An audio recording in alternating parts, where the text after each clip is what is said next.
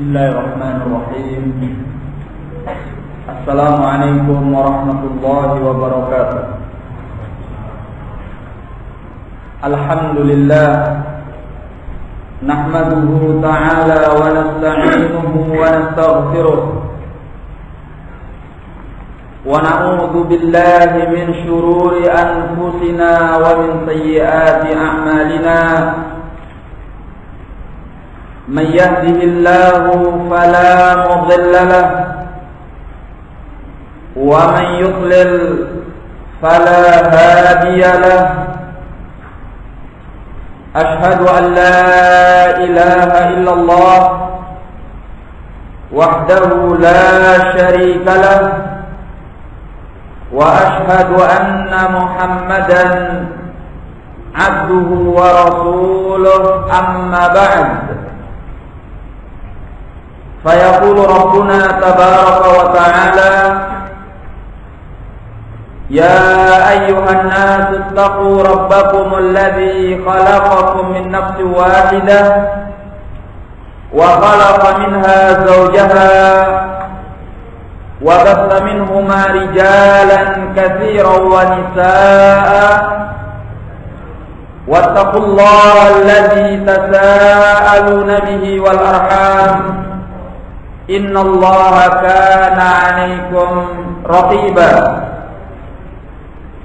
يا أيها الذين آمنوا اتقوا الله وقولوا قولا سديدا يصلح لكم أعمالكم ويغفر لكم ذنوبكم ومن يطع الله ورسوله فقد فاز فوزا عظيما يا أيها الذين آمنوا اتقوا الله حق تقاته ولا تموتن إلا وأنتم مسلمون يقول نبينا صلوات الله وسلامه عليه فإن أصدق الحديث كتاب الله وخير الهدي هدي محمد صلى الله عليه وعلى آله وسلم وشر الأمور محدثاتها فإن كل محدثة بدعة وكل بدعة ضلالة وكل ضلالة في النار. إخواني في الدين رحمني ورحمكم الله.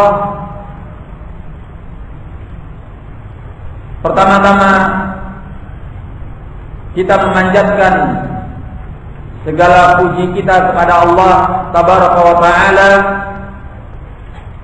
yang mana pada kesempatan yang berbahagia ini dengan segenap nikmat dan karunia-Nya Allah Subhanahu wa Ta'ala kembali memberikan kepada kita semuanya waktu dan kesempatan untuk kita bisa berkumpul, bertemu di majlis yang mulia ini, di dalam rumah Allah yang mulia pula.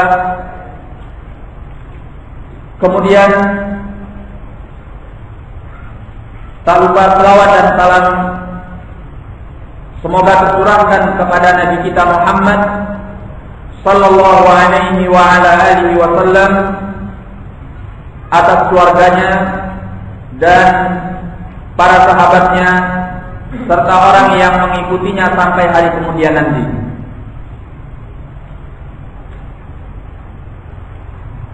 Dalam pertemuan ini kita akan membahas mengenai tema yang tertera, yaitu menata hati di atas sunnah.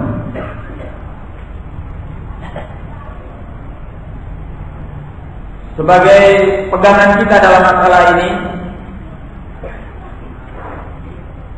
adalah sabda Rasulullah sallallahu alaihi wa ala alihi wasallam, di mana beliau menyatakan, ala wa inna fil jasadi mudghah idza saluhat saluhal jasadu kulluh wa idza fasadat fasadal jasadu kulluh ala wa hiya qalb. Dinyatakan oleh beliau sallallahu alaihi wa ala alihi wasallam, ala wa inna fil jasadi mudghah. Ketahuilah bahwasanya dalam jasad manusia itu ada segumpal daging. Idza saluhat saluhal jasadu kulluh. Yang apabila segumpal daging ini baik, maka baiklah seluruh jasad yang lainnya. Wa idza fasadat fasadal jasadu kulluh. Dan apabila segumpal daging ini rusak, maka rusaklah seluruh jasad yang lainnya. Ala wahyal qalb. Ketahuilah bahwa segumpal daging itu adalah al-qalb, yaitu hati.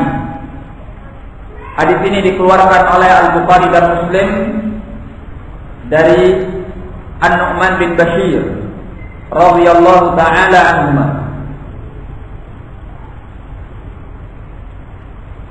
Berangkat dari hadis ini, beliau telah mengajarkan kepada kita bahwa inti dari jasad yang kita miliki ini adalah hati, yang beliau sebutkan sebagai segumpal daging. Walaupun yang tepatnya bahwa segumpal daging dalam jasad kita ini yang dimaksud adalah jantung, karena hati itu adalah gumpalan darah. Ya, tetapi orang kita biasa menamakannya dengan hati.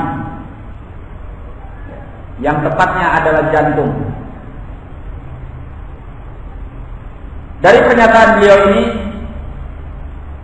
bahwasanya hati manusia memiliki peranan penting. Semua yang mengatur gerak-gerik, tindakan dan perbuatan kita adalah hati.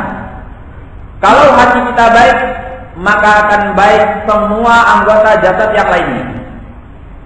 Kalau hati kita rusak, maka demikian pula semua anggota jasad kita yang lainnya akan rusak.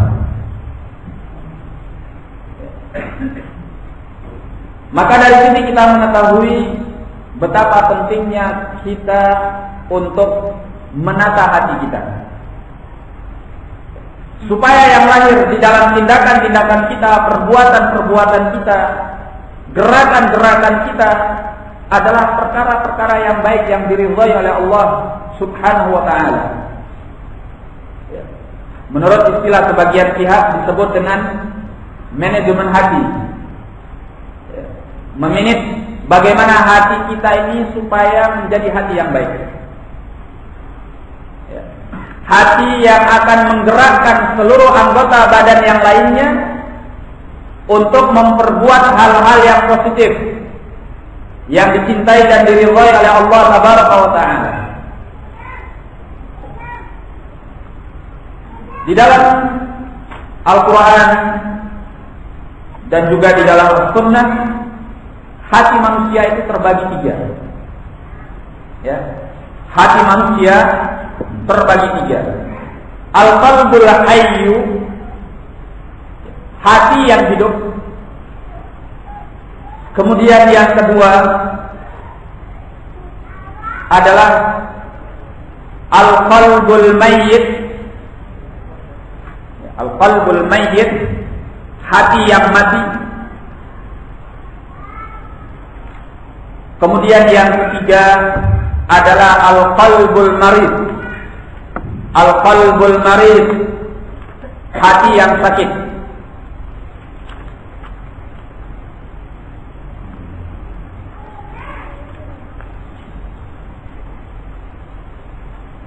Allah menyatakan di dalam Al-Quran,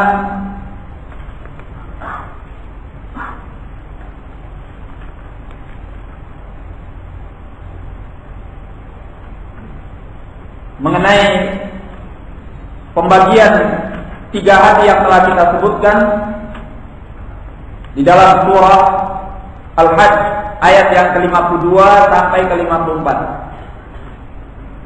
Qala Allah Ta'ala, "Wa ma arsalna min qablika min rasulin wala nabiyyin illa idza tamanna alqa asy-syaitanu fi umniyatihi fayansakhu Allahu ma yulqi asy-syaitan thumma yuhkimu Allahu ayatihi wallahu 'alimun hakim liyaj'ala ma yulqi asy-syaitanu fitnatan lil ladzina fi qulubihim marad wal qasiyati qulubuhum wa inna adh-dhalimina lafi shiqaqin ba'id wal ya'lamu alladhina utul 'ilma annahu al-haqqu min rabbik fayu'minu bihi fatukhbita lahu qulubuhum wa inna Allaha lahadi alladhina amanu ila siratin mustaqim."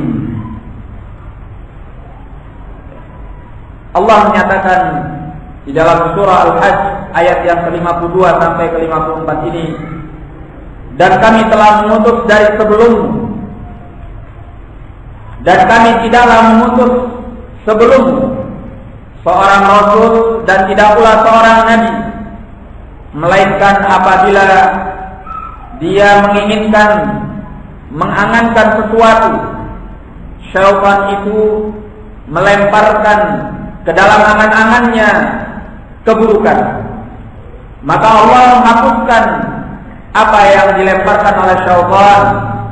Kemudian Allah mengokohkan ayat-ayatnya, dan Allah itu Maha Tahu lagi Maha Bijaksana, agar Allah menjadikan apa yang dilemparkan oleh syaitan itu sebagai fitnah bagi orang-orang yang di dalam hati-hati mereka ada penyakit. Demikian pula fitnah bagi orang-orang yang hati-hati mereka keras.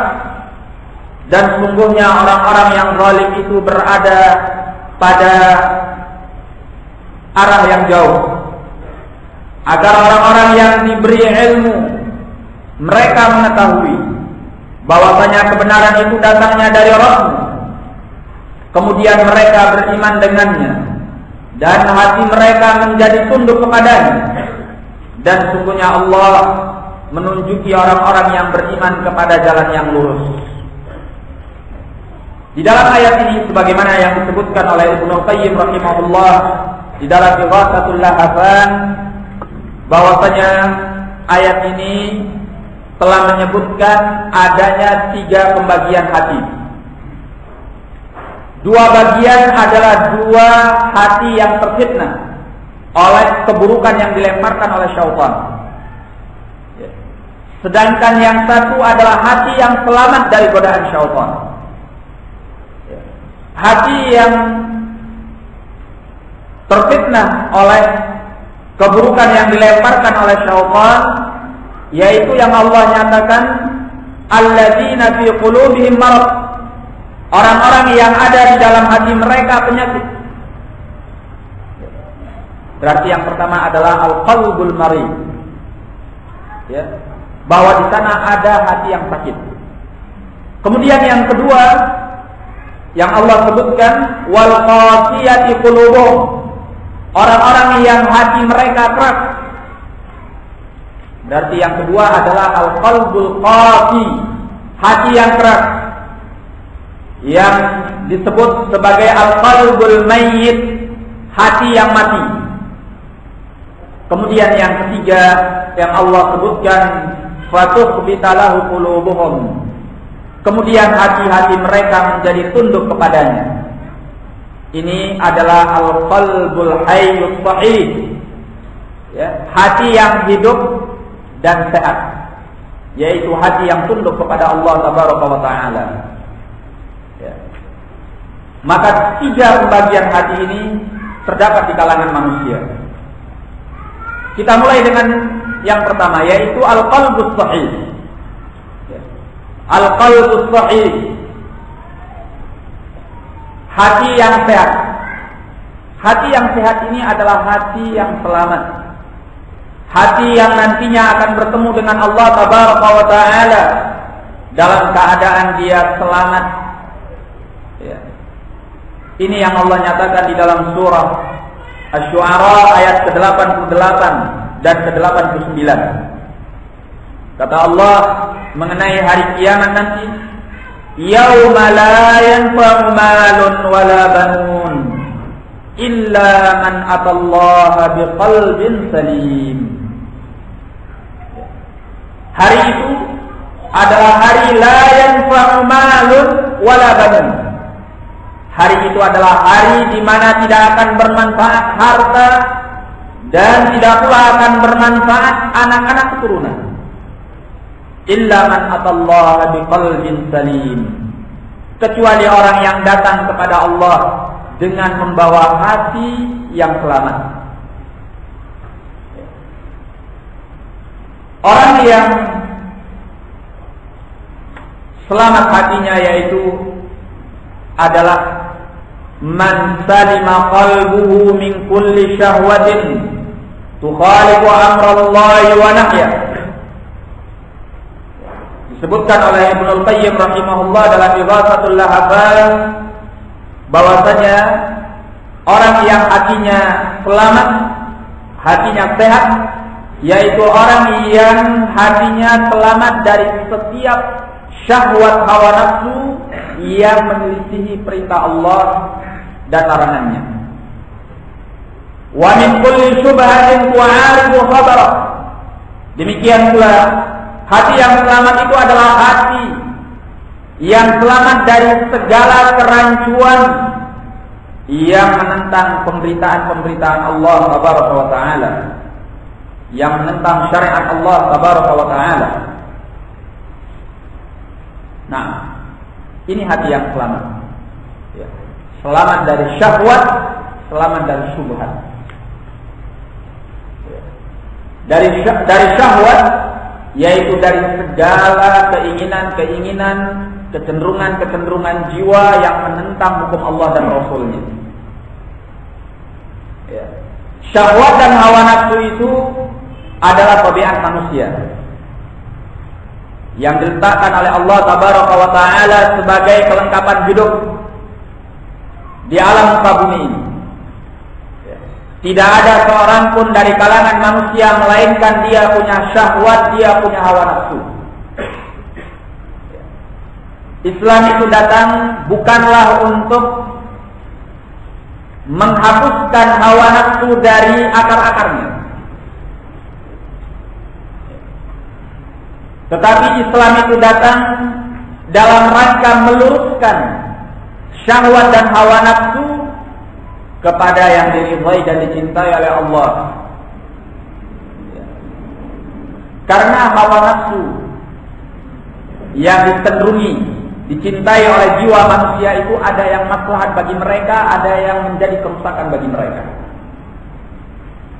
Nah, yang disyariatkan oleh Allah tabaraka wa taala adalah hawa nafsu, syahwat-syahwat yang mengandung maslahat-maslahat bagi kehidupan mereka.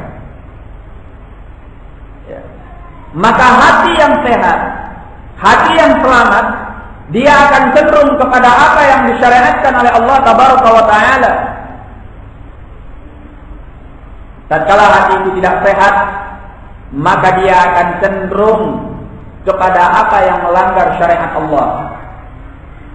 Ya, menunjukkan bahwa hati ini mengalami kerusakan, ya, sehingga dia cenderung kepada apa yang menyelisihi syariat Allah, cenderung kepada kerusakan-kerusakan, keburukan-keburukan, kejelekan-kejelekan, karena dia rusak.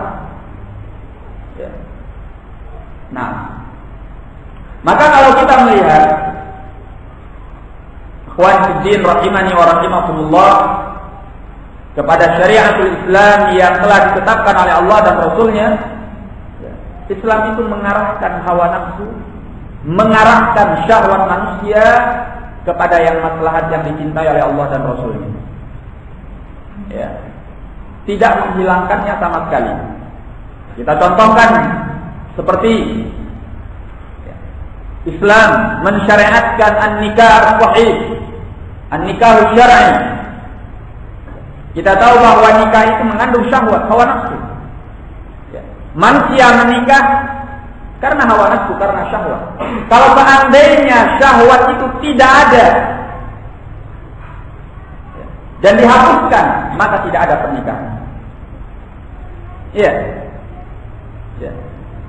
Jadi Islam mengarahkan supaya seorang manusia, baik itu laki ataupun wanita, menyalurkan syahwatnya, menyalurkan hawa nafsunya kepada yang maslahat, kepada sesuatu yang suci. Maka dihalalkan an-nikah dan diharamkan oleh Allah tabaraka wa taala az-zina. Kenapa? Karena zina itu adalah penyaluran syahwat hawa nafsu yang mengandung kerusakan. Ya, merusak nasab, merusak keberlangsungan manusia di atas muka bumi ini. Yang melanggar kehormatan. Ya, menimbulkan penyakit dan berbagai kerusakan-kerusakan yang lainnya, pertikaian, percekcokan, perselisihan, ya, kejelekan-kejelekan yang ada di dalamnya.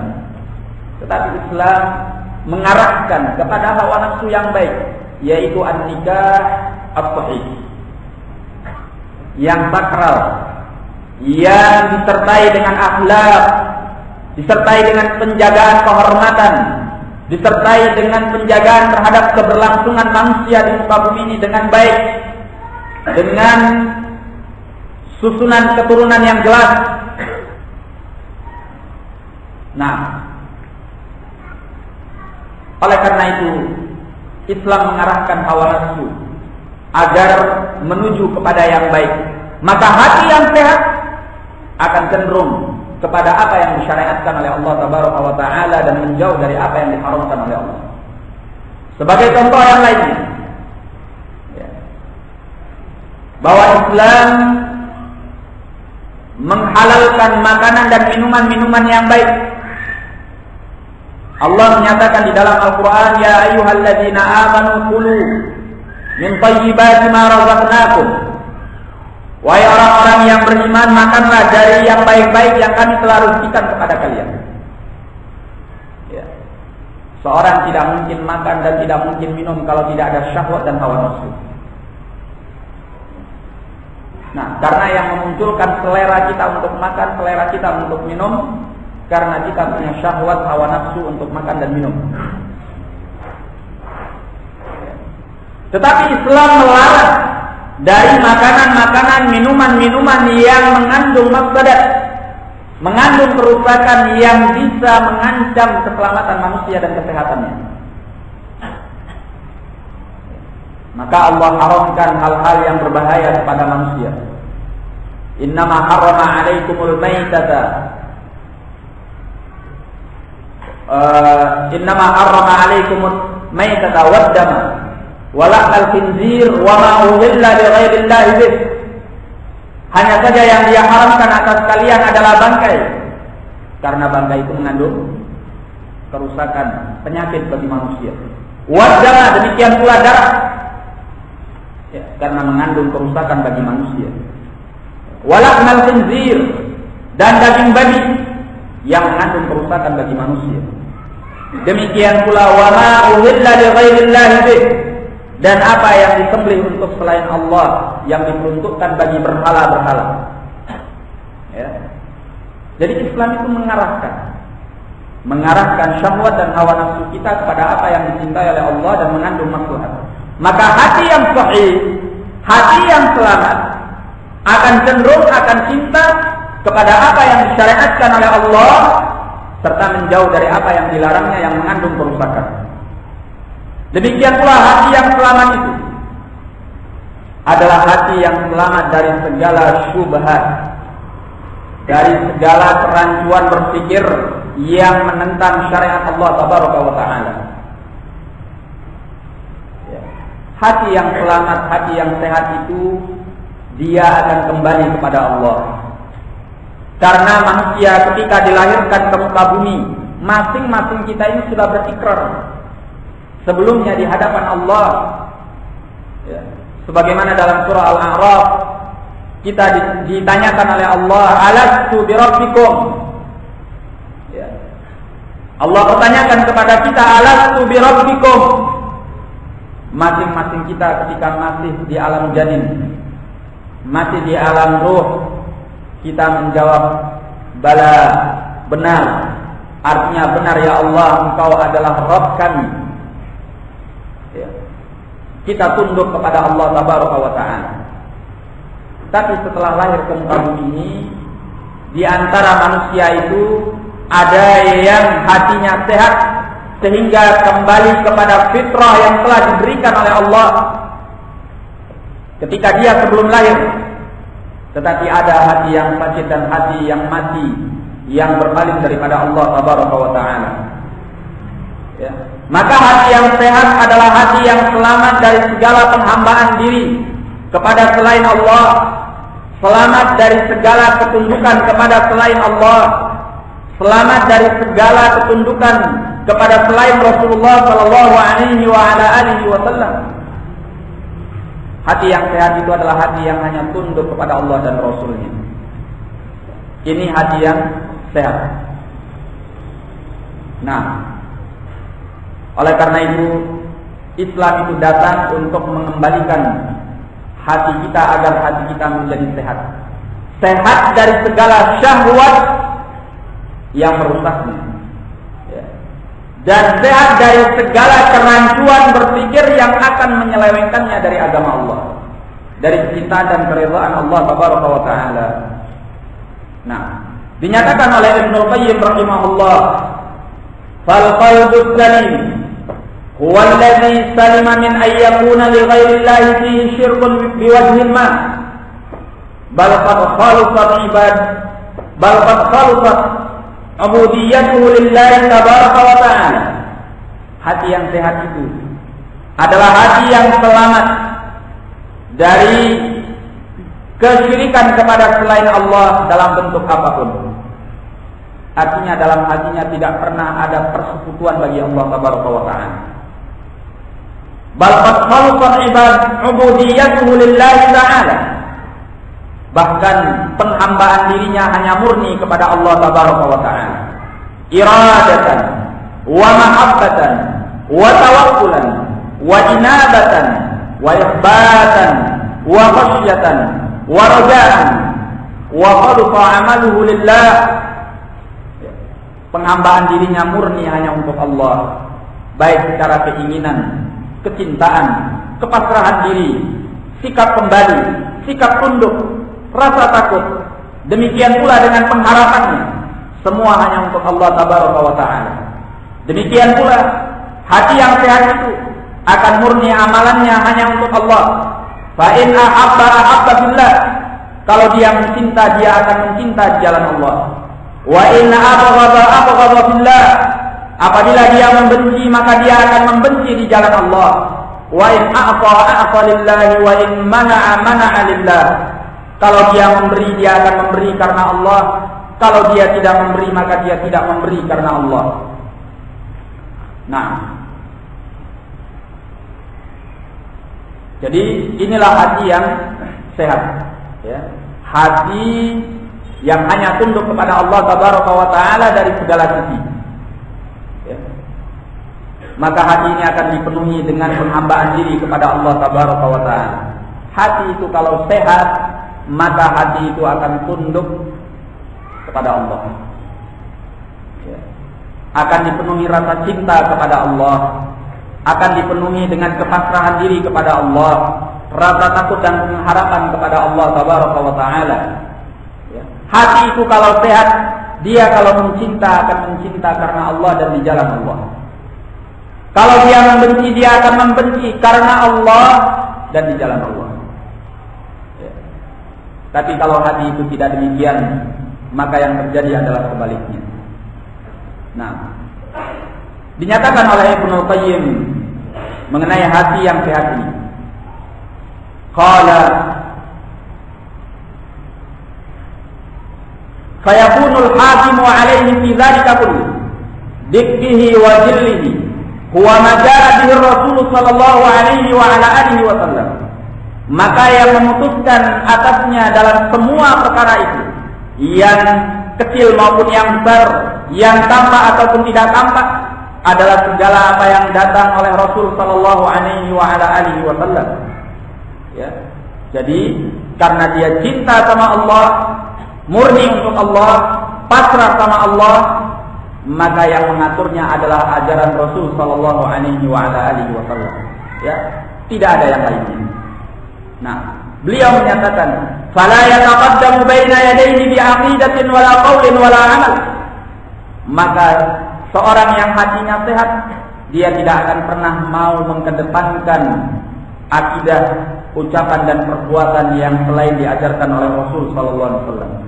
Kama qala ta'ala, Allah Ta'ala berfirman, "Ya ayyuhalladzina amanu la tuqaddimu baina yadayillahi wa rasulih." Al-Hujurat ayat yang pertama. Wahai orang-orang yang beriman, janganlah kalian mengedepankan sesuatu di hadapan Allah dan Rasulnya. Nah, qala ba'du salaf, sebagian salaf menyatakan, "Ma min fi'latin wa in baghurat illa yunshar laha diwana lima wa kaifa." Tidak ada satu perbuatan walaupun kecil melainkan akan dibentangkan dua catatan, yaitu kenapa dan bagaimana. Hati yang sehat ketika dia akan melakukan sesuatu akan muncul di hadapannya dua perkara ini. Ya. Dia akan mempertimbangkan kenapa dia berbuat, untuk siapa. Ya. Demikian pula bagaimana dia harus berbuat. Maka hati yang sehat ketika dia akan berbuat, akan bertindak, dia akan mengambil keputusan bahwa dia berbuat karena Allah. Berarti hatinya sehat. Kalau masuk niat-niat yang lain ke dalam hatinya, ketika dia akan berbuat, berarti hatinya tidak sehat, hatinya sakit, atau bahkan hatinya mati. Kalau hatinya sehat, tatkala muncul pertanyaan kenapa, untuk siapa engkau berbuat, maka hatinya akan menjawab bahwa saya berbuat karena Allah. Ya. Kemudian yang kedua, bagaimana? Maka hatinya akan menjawab, saya harus berbuat sebagaimana yang diajarkan oleh Nabi sallallahu alaihi wasallam. Berarti hatinya sehat. Tidak ada tindakan dan perbuatan manusia melainkan dimulai dari keinginan hati. Ya. Hanya dalam keadaan-keadaan tertentu seorang itu berbuat tanpa keinginan hati, seperti orang yang melindur, ya, atau orang yang mabuk. Tapi mayoritas keadaan manusia, dalam keadaan dia sadar, dia terjaga, maka tidak ada satu tindakan, tidak ada satu perbuatan melainkan dimulai dari keinginan hati. Artinya apa?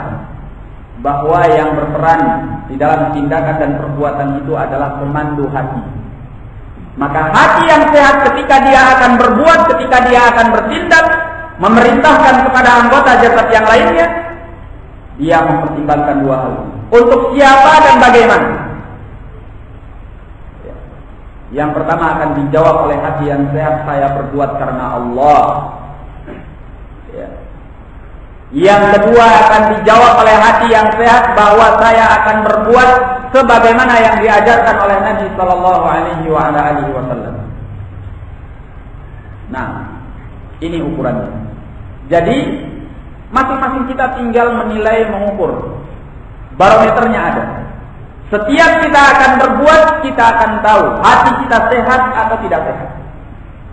Kalau hati kita sehat, hati kita akan mengatakan, wahai diri, wahai fulan, berbuatlah engkau karena Allah. Berbuatlah engkau karena Allah. Kalau hati kita sehat, hati itu akan membisikkan kemudian, wahai fulan, berbuatlah engkau sebagaimana yang diajarkan oleh Nabi sallallahu alaihi wasallam. Tatkala hati kita membisikkan selain ini, tinggal dua kemungkinannya. Imma hati kita adalah hati yang sakit, atau hati kita adalah hati yang mati dan tidak ada kehidupan padanya. Nah, kemudian yang kedua adalah al-qalbul marid. Al-qalbu al-marid, hati yang sakit. Ikhwani fiddin rahimani wa rahimakumullah. Ya. Hati yang sakit itu adalah hati yang tertenang. Artinya hati yang sakit itu adalah hati yang masih hidup, punya kehidupan, tetapi ada penyakitnya. Lahu hayatun wa lahu illah. Punya kehidupan tapi ada penyakitnya. Sebagaimana jasad. Ya. Jasad yang sakit adalah jasad yang pertengahan antara hidup dengan mati. Ya. Dia punya kehidupan tapi padanya ada penyakit. Ya. Nah, maka hati yang sakit ini dinyatakan oleh Ibnu Qayyim rahimahullah, fa fihi min mahabbatillah ta'ala wal iman bihi wal ikhlas lahu wa tawakkul alaihi ma huwa maddatu hayatihi. Hati yang sakit ini masih memiliki rasa cinta kepada Allah, iman kepada Allah, masih memiliki keikhlasan kepada Allah, kepasrahan kepada Allah yang menjadi unsur kehidupannya. Tetapi kata beliau, wa fihi min mahabbati syahawati wa ithariha wal hirsi ala tahsiliha wal hasadi wal kibri wal ujbi wa hubbil uluwi wal fasadi fil ardi bir riyasati ma huwa maddatu halakihi wa aqabihi.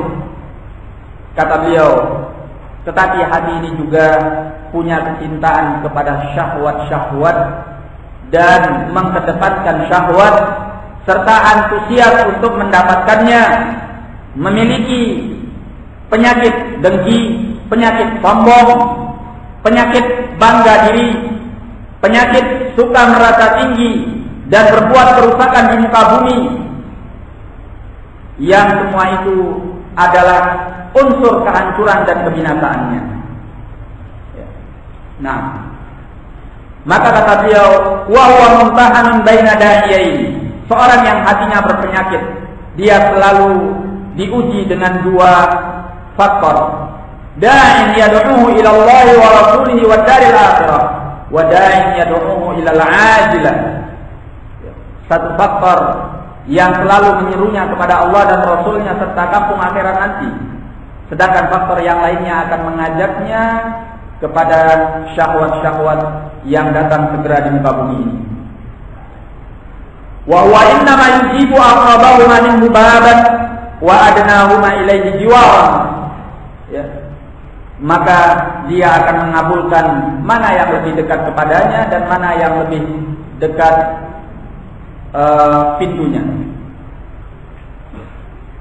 Nah, jadi hati yang sakit ini tergantung mana yang sedang dia gandrungi. Kalau hatinya sedang gandrung kepada kesehatannya, kepada kehidupannya, hatinya akan mengabulkan panggilan iman. Ya. Sehingga hati yang sakit ini bukan selalu rusak, ajakannya tidak selalu buruk. Ya. Ketika hati ini kuat, unsur kesehatannya yang lebih digandrungi oleh jiwanya, maka hati yang sehat ini akan mengajaknya kepada iman, kepada takwa, ya, kepada Allah Tabaraka wa Ta'ala dan Rasulnya.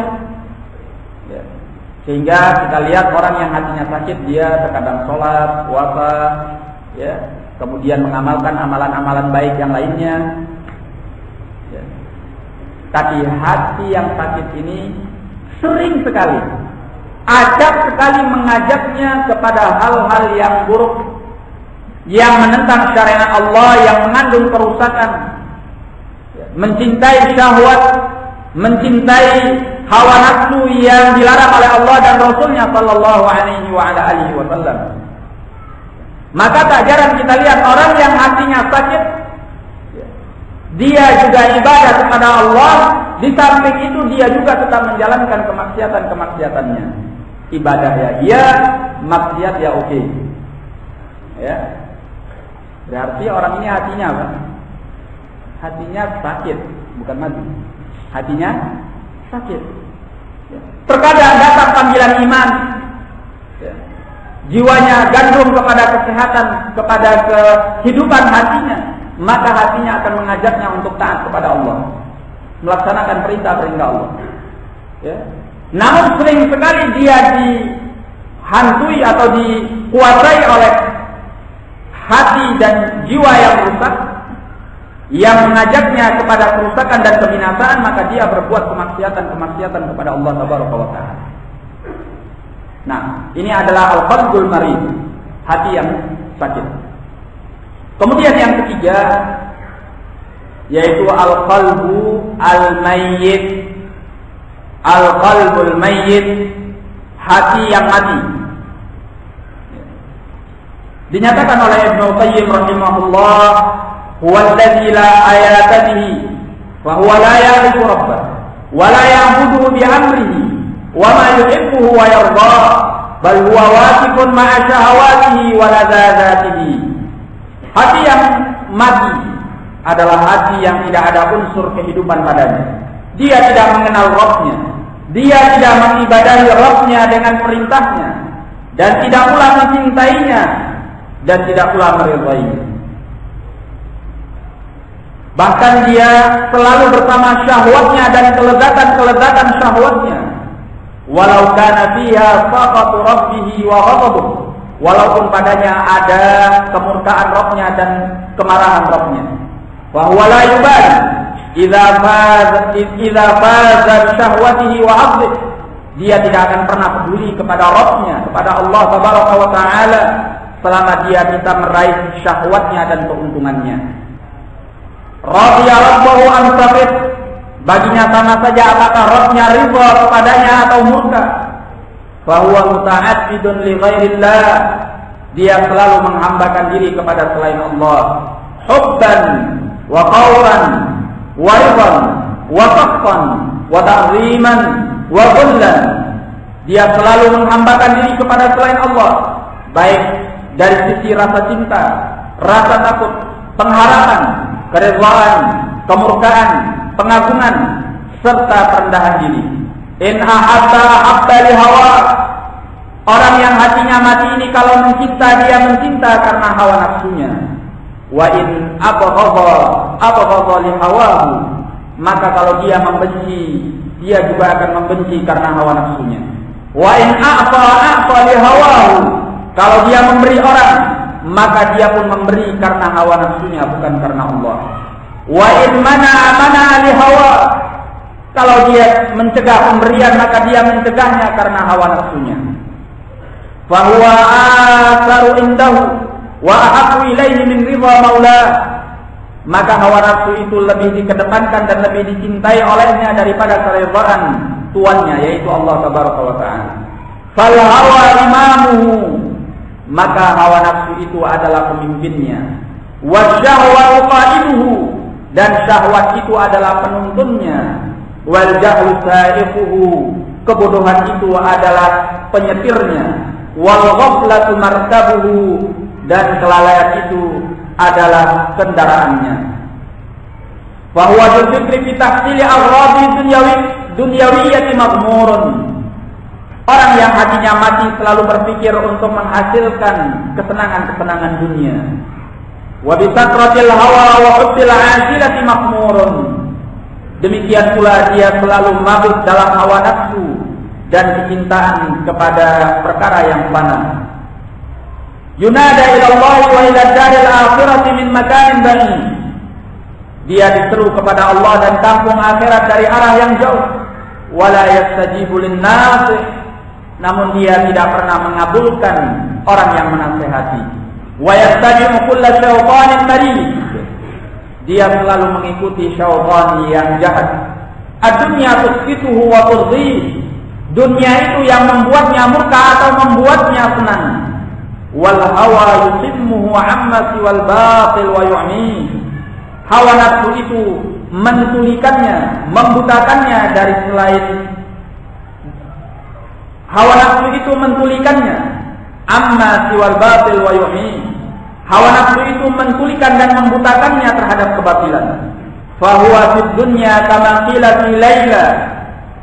Dia di dunia ini sebagaimana yang dikatakan orang mengenai Laila, aduun liman 'adat wa silmun li ahliha, wa man qarrabat Laila ahabba wa aqraba. Musuh bagi orang yang dimusuhi oleh Laila dan berdamai bagi orang yang disukai oleh Laila. Barang siapa yang didekati oleh Laila, maka dia akan mencintainya dan mendekatinya. Artinya ukurannya semua adalah serba komersial dunia. Kalau ada keuntungan dunia, maka dia akan mencintai dan dia akan meridai. Kalau tidak ada keuntungan dunia, maka dia akan membenci dan dia akan murka kepadanya.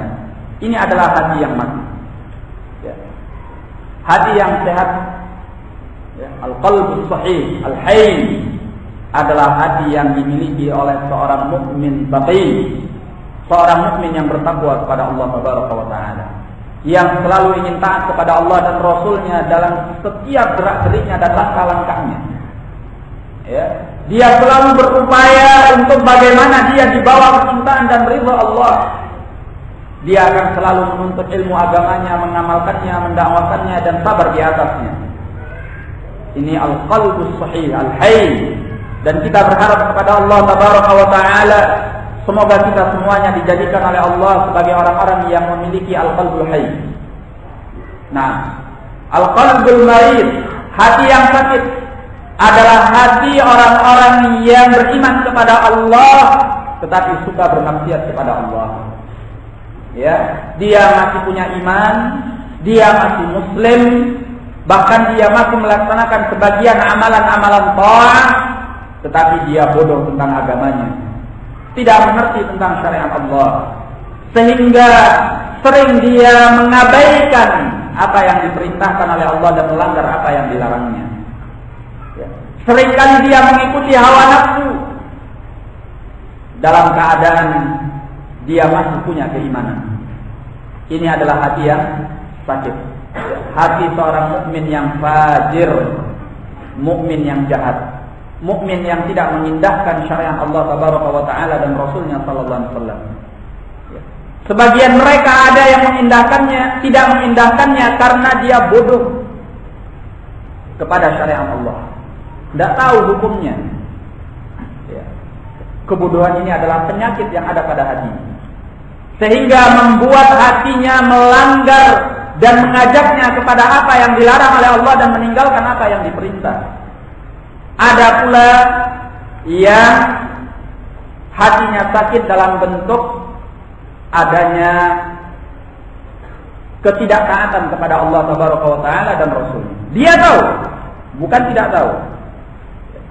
Walaupun dia beriman kepada Allah dan Rasulnya, tapi seringkali dia mengedepankan apa yang dicintai oleh hawa nafsu.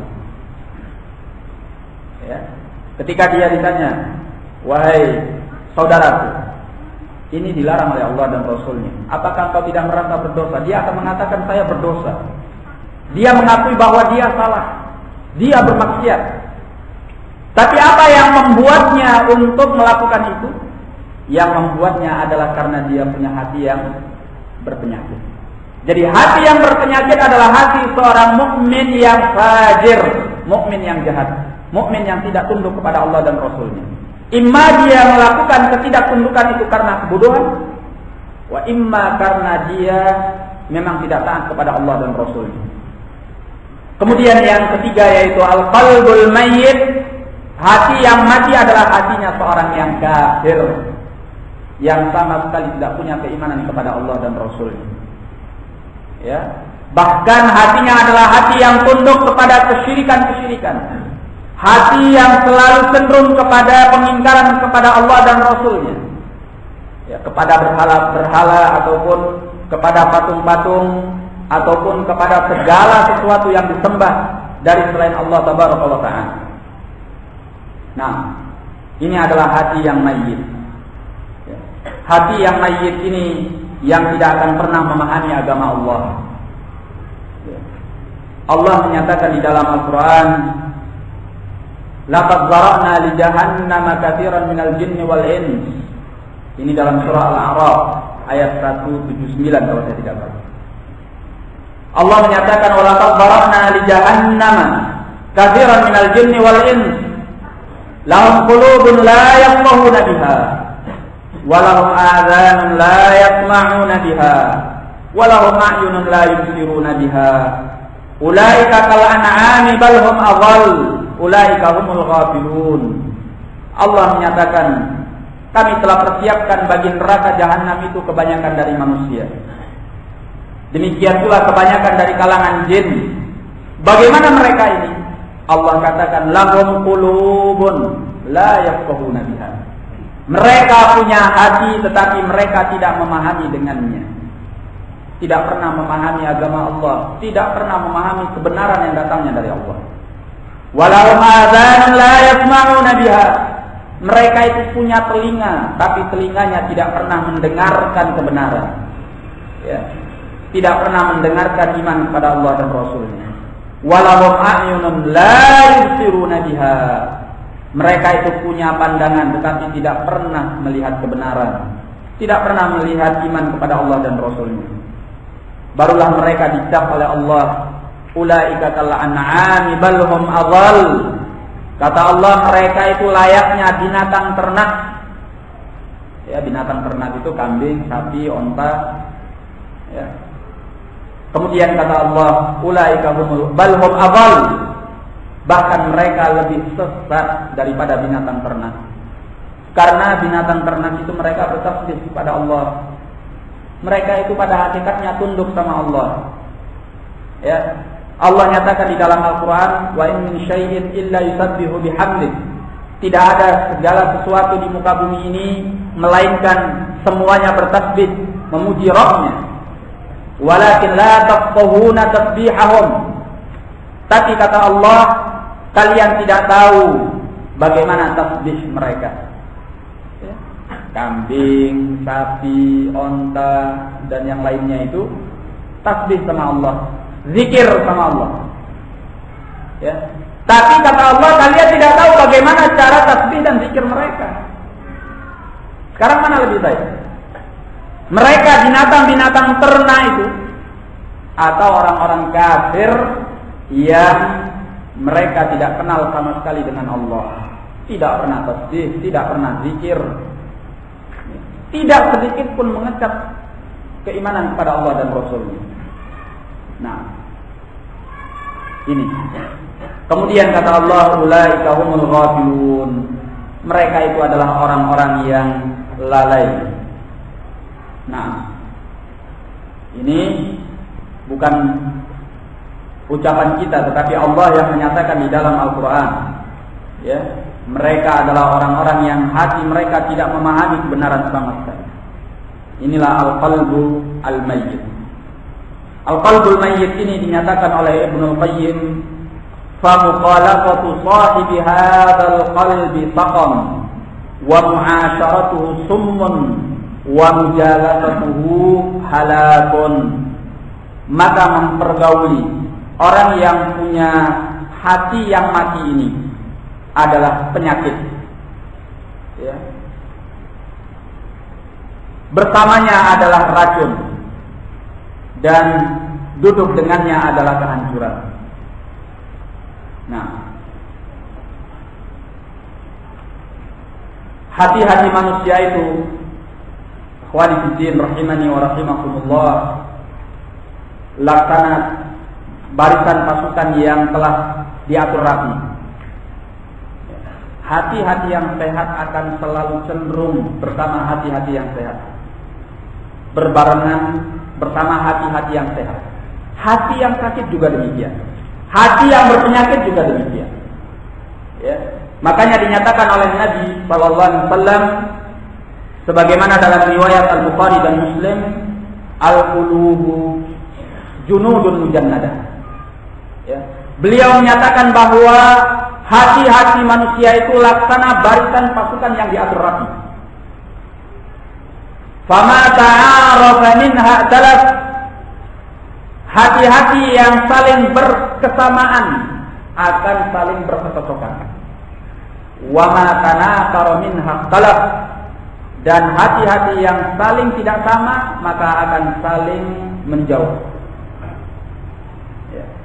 Oleh karena itu kalau kita lihat ada seorang yang dekat dan bergaulnya selalu bersama orang-orang yang tidak mengindahkan perintah Allah dan Rasulnya, ini bisa sebagai tanda bahwa orang ini berarti diprediksikan bahwa hatinya adalah hati yang berpenyakit. Ya, gaulnya, teman dekatnya, ya, selalu bersama orang-orang yang tidak mengindahkan perintah Allah dan Rasulnya. Ini indikasi bahwa orang ini pun hatinya ada penyakit. Karena orang-orang yang saleh, yang punya hati yang sehat, itu selalu ingin dekatnya dengan orang-orang saleh juga, orang-orang baik juga, yang hatinya juga sehat, yang mengindahkan perintah Allah dan Rasulnya dan meninggalkan larangannya. Nah, maka orang baik akan dekat dan bergaul bersama orang baik. Demikian pula sebaliknya orang jahat juga bergaul dan dekatnya dengan orang yang jahat. Demikian pula dengan orang-orang yang kafir. Nah, oleh karena itu, ikhwan fillah rahimani wa rahimakumullah, di antara kiat kalau kita ingin menyehatkan hati kita supaya hati kita menjadi al-qalbus salim, as-sahih, al-hayy, ya, menjadi hati yang sehat, selamat, hidup, ya, mendekatlah kepada orang-orang baik, kepada orang-orang saleh, kepada auliyaillah, wali-wali Allah, ya, supaya hati kita itu ketularan menjadi hati yang sehat, hati yang selamat, hati yang hidup. Nah, jangan dekat-dekat kepada orang yang jahat, orang yang tidak tunduk kepada Allah dan Rasulnya. Supaya hati kita juga selamat, sehat, hidup. Nah, karena kalau kita dekat dengan orang-orang yang tidak saleh, ya, kita akan termakan dengan pergaulan mereka. Iya, kalau kita bisa menasihati mereka dan mencegah mereka dari kemungkaran mereka. Kalau tidak, paling minimal kita menyaksikan, ya, mendengar, walaupun hati kita mungkin benci, ya, itu tanda keimanan yang masih ada dalam hati kita. Tapi dengan melihat dan mendengar ini berpengaruh tidak? Bisa dipastikan bahwa itu berpengaruh. Karena tabiat manusia diberi, terkadang ini menjadi kelemahan dan terkadang ini menjadi kebaikan.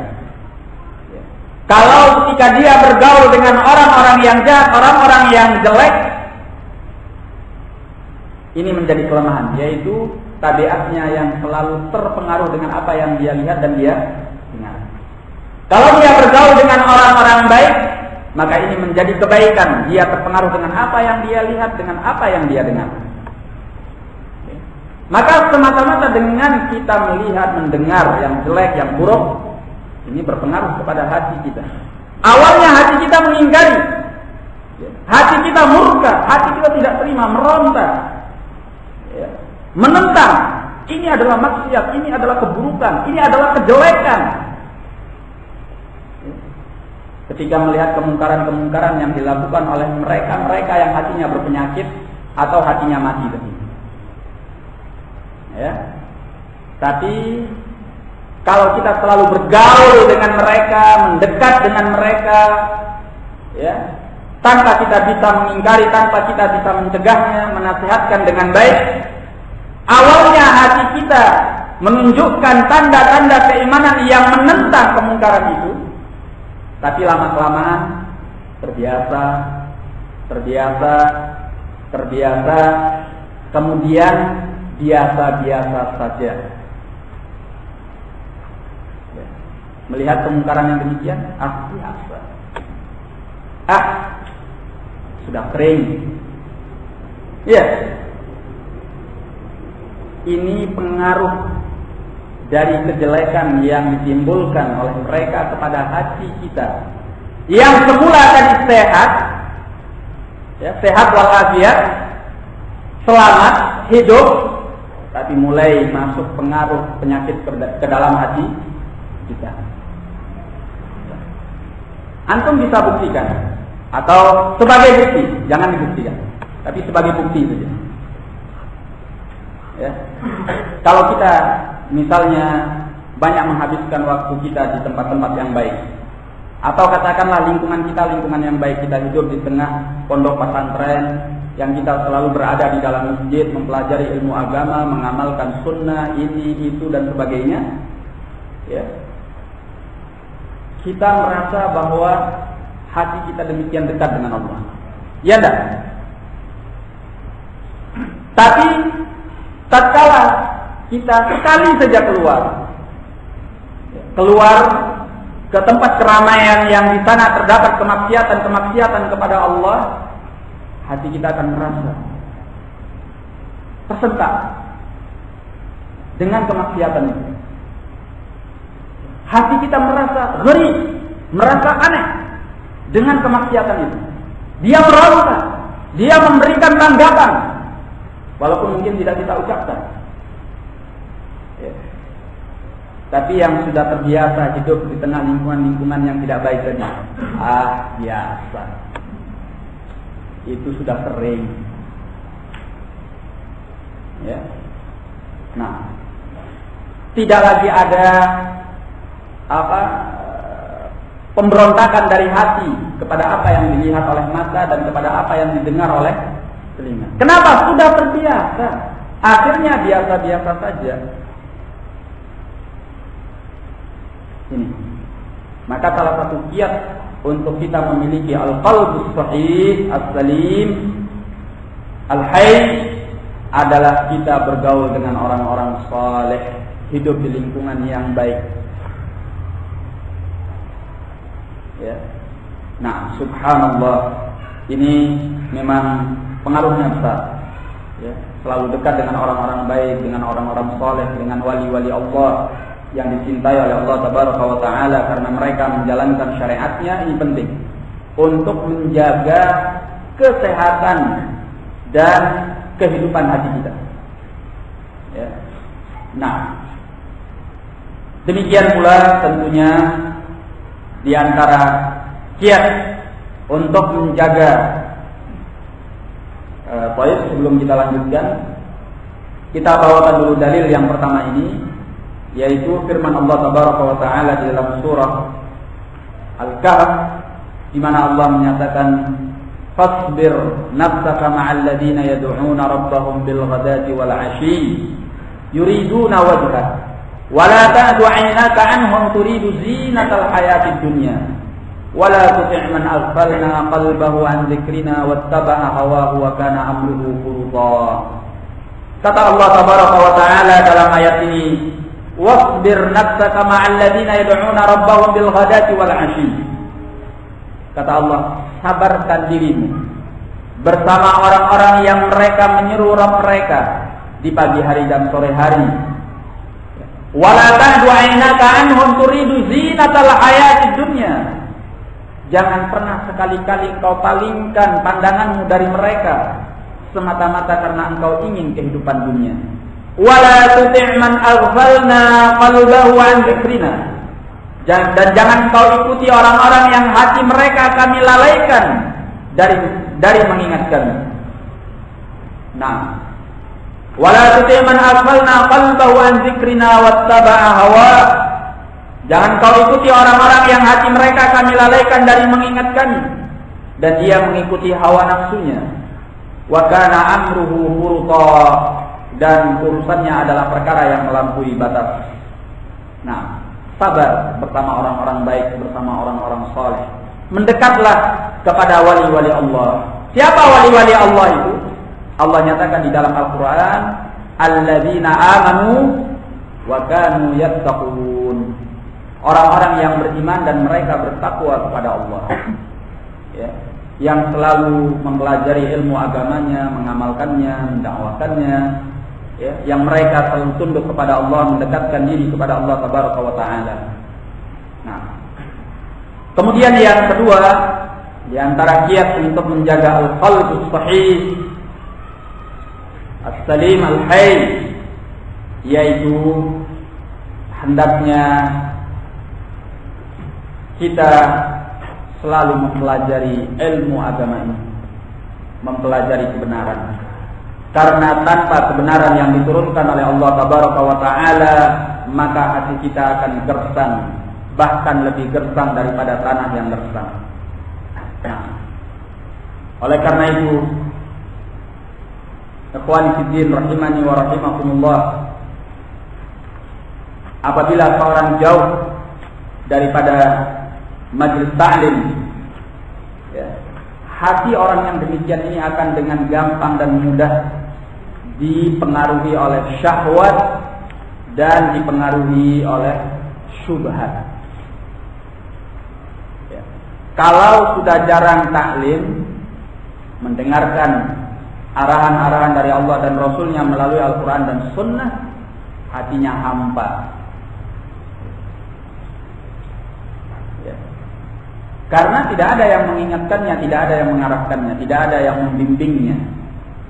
Nah, Allahul Musta'an. Allah menyatakan di dalam Al-Quran, dalam surah Al-An'am ayat 122, Allah menyatakan,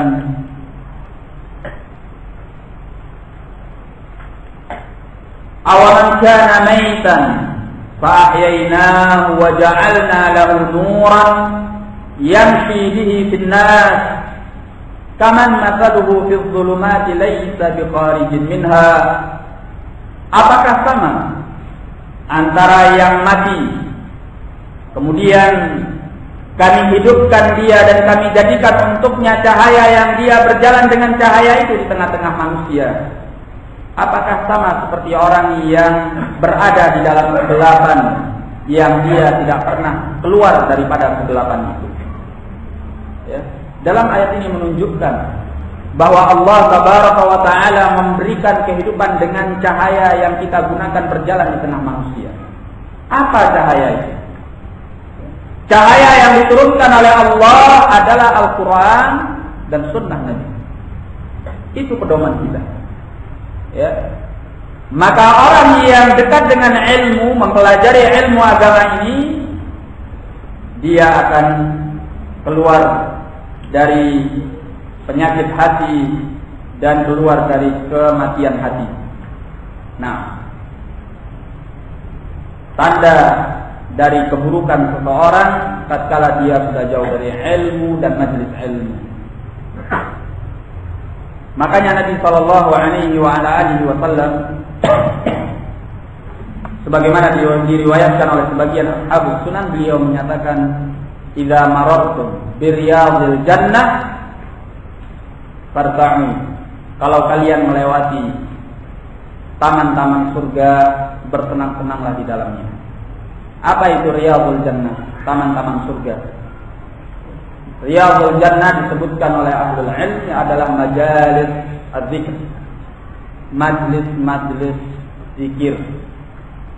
Dan di antara majlis-majlis zikir itu adalah majalisul ilmi, majlis-majlis ilmu.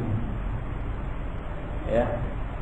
Nah, maka barang siapa yang jarang untuk mempelajari ilmu agama ini, dikhawatirkan dia akan ditimpa oleh penyakit hati, bahkan sedikit demi sedikit penyakit itu akan semakin kronis, dan na'udzubillah di antara manusia ada yang akhirnya hatinya menjadi mati.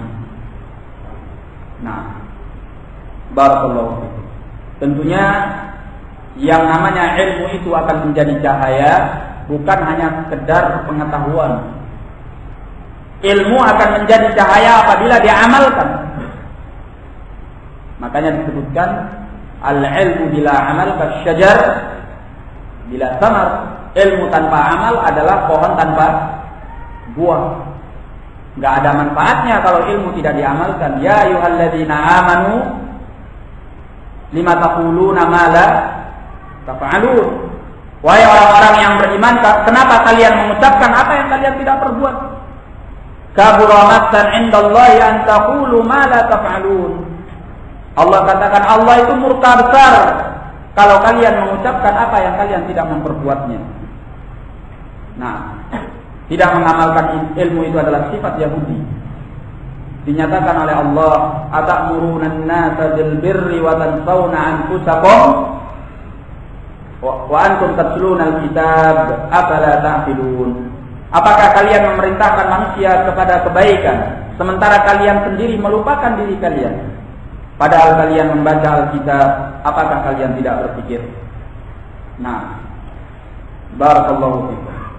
Maka langkah yang pertama adalah mendekat kepada orang-orang baik, bergaul dengan orang-orang baik.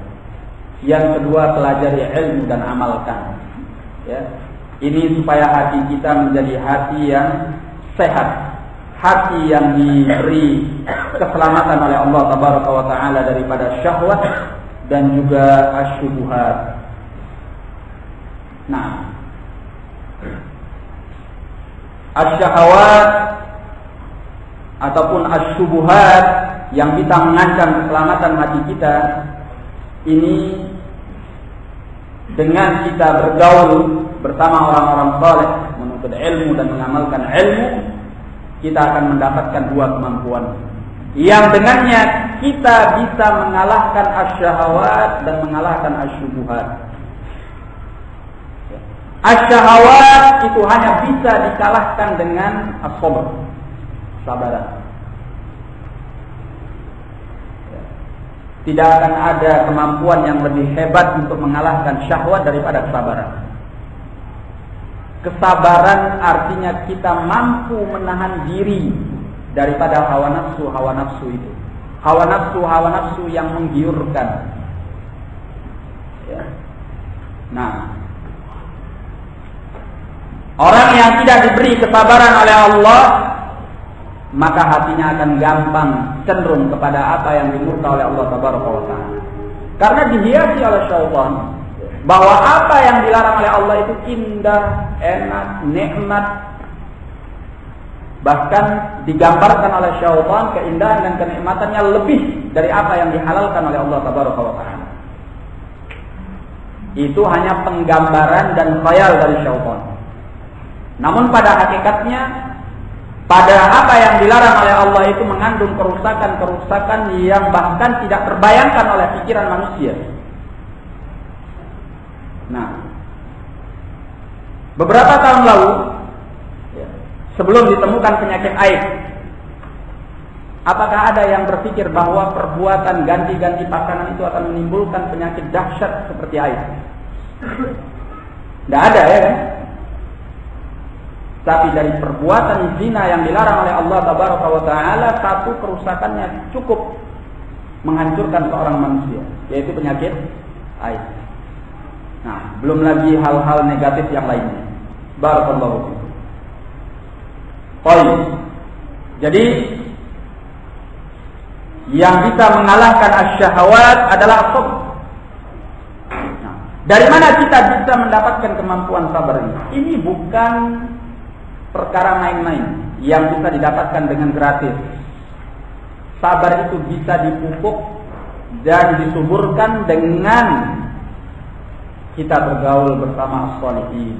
Kita melihat betapa sabarnya mereka orang-orang saleh, ya, dengan apa yang Allah cobakan kepada mereka, ya. Nah, belum lagi kalau kita membaca sejarah-sejarah orang-orang saleh itu dari kalangan orang-orang terdahulu, al-anbiya wal rusul, ya. Kemudian para ulama yang mereka diberi cobaan oleh Allah jauh lebih berat daripada kita. Mereka mampu mengalahkan syahwat dan hawa nafsu mereka. Akhirnya kita akan terpengaruh dengan kesabaran, ketangguhan jiwa mereka untuk tidak bermaksiat kepada Allah Tabaraka wa Ta'ala dalam kondisi dan keadaan sesulit apapun. Ya. Nah, di antara mereka itu ada yang dikejar-kejar oleh kaumnya, dibunuh oleh kaumnya. Ar-Rasul sallallahu alaihi wa ala alihi wasallam seorang yang demikian sabar di dalam menghadapi kemelaratan dan kemiskinan yang menimpa beliau. Ya. Nah, demikian pula as-shalihin dari kalangan para ulama. Kalau kita bergaul baik secara fisik ataupun secara spirit bersama orang-orang saleh, maka kita akan mendapatkan kesabaran karena mereka mencontohkan. Ya. Demikian pula yang bisa mengalahkan asyubuhat adalah al-yaqin. Al-yaqin itu adalah kesempurnaan ilmu. Ya. Maka dengan kita mendekat bersama orang-orang saleh, mempelajari ilmu, mengamalkan ilmu, kita tahu oh ini syirik sehingga kita menghindarkannya, oh ini bid'ah sehingga kita menghindarkannya, oh ini maksiat sehingga kita menghindarkannya. Demikian perintah Allah, demikian perintah Rasulnya sehingga kita melaksanakannya. Ya. Maka orang yang melaksanakan ini, insya Allah dia akan mendapatkan kesehatan hati, kebaikan hati, dan keselamatan hati. Oleh karena itu, ikhwani fiddin rahimani wa rahimakumullah, kalau kita ingin menjadi orang yang selamat hati dan jiwanya, maka hendaklah kita berpegang pada 3 hal tadi. Pertama, bergaullah bersama orang-orang baik. Kedua, selalulah menuntut ilmu tentang agama ini. Yang ketiga, amalkan. Nah, barang siapa yang melaksanakannya, insya Allah dia akan mendapatkan kebaikan hati dan kebaikan dunia wal akhirah. Baik. Kemudian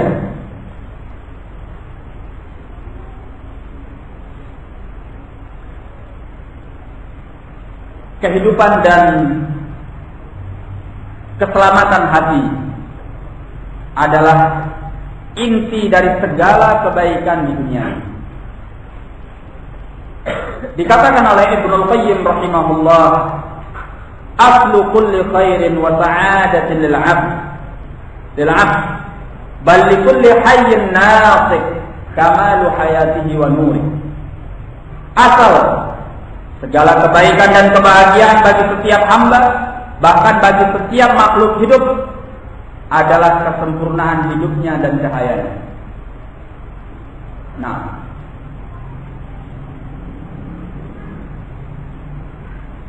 kemudian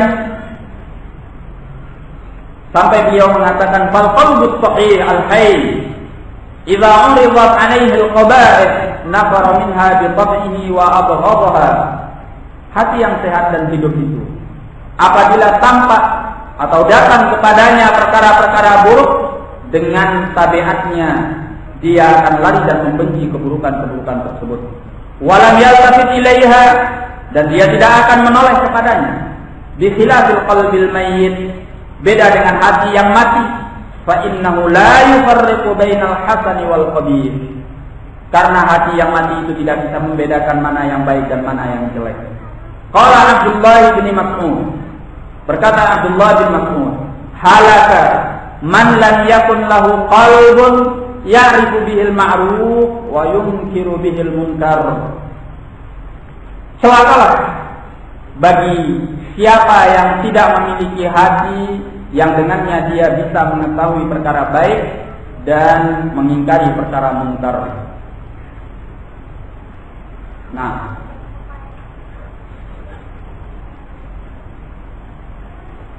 kemudian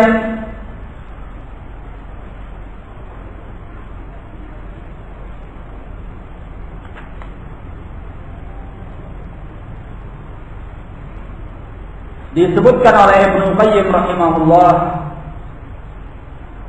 hati yang hidup yang mengandung segala kebaikan adalah hati yang selamat daripada asyubuhat dan asyahawat. Selamat daripada asyubuhat dan asyahawat. Nah, kata beliau, wal maksud anna salahal qalbi wa sa'adatahu wa fala'ahu mawqufun ala hadainil aslain. Dan yang dimaksud bahwa kesehatan dan kebaikan hati, kebahagiaannya dan kemenangannya terletak pada 2 dasar ini. Nah, yaitu selamat dari asyahawat dan selamat daripada asyubuhat. Maka barang siapa yang diberi oleh Allah tabaraka wa taala as-sabr wal yaqin, dia akan mendapatkan ketinggian di dalam agama ini. Ya. Allah menyatakan di dalam Al-Qur'an, wa ja'alna minhum a'immatan yahduna bi amrina lamma sabaru wa kanu bi ayatina yuqinun.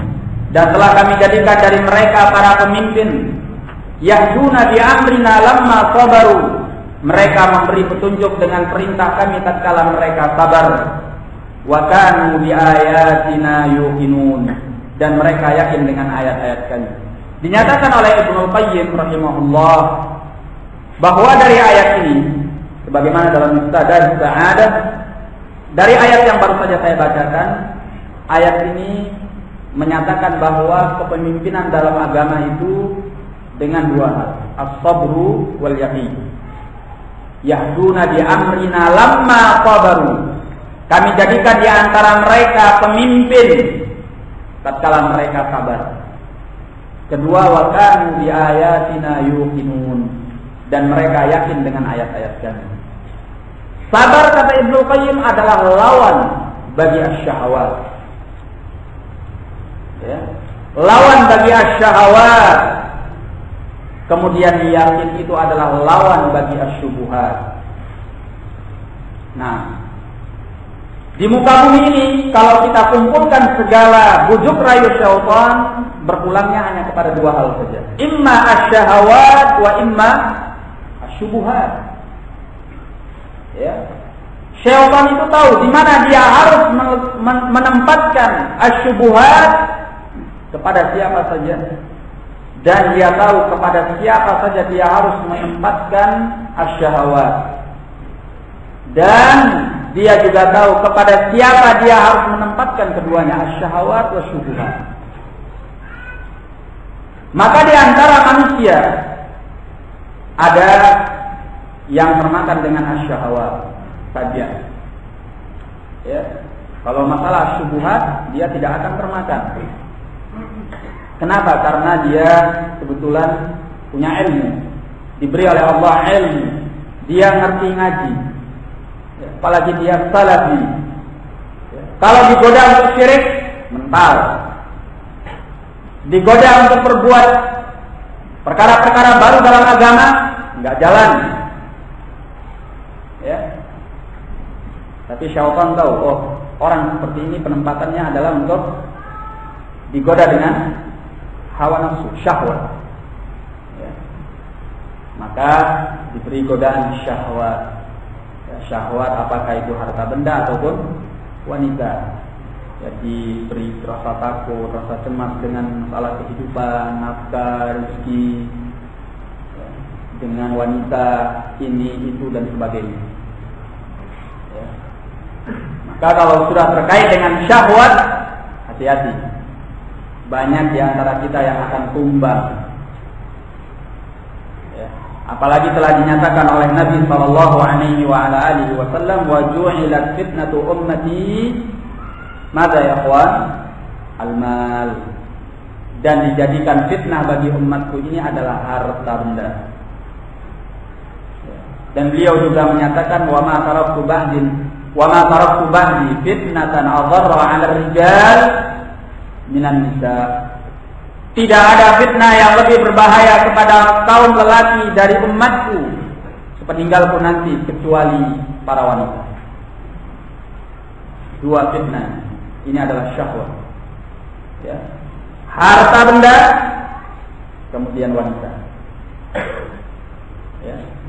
Kalau kita tidak hati-hati, kita akan tenggelam di dalam dua fitnah ini yang merupakan syahwat. Ya. Nah, Allah menyatakan di dalam Al-Quran,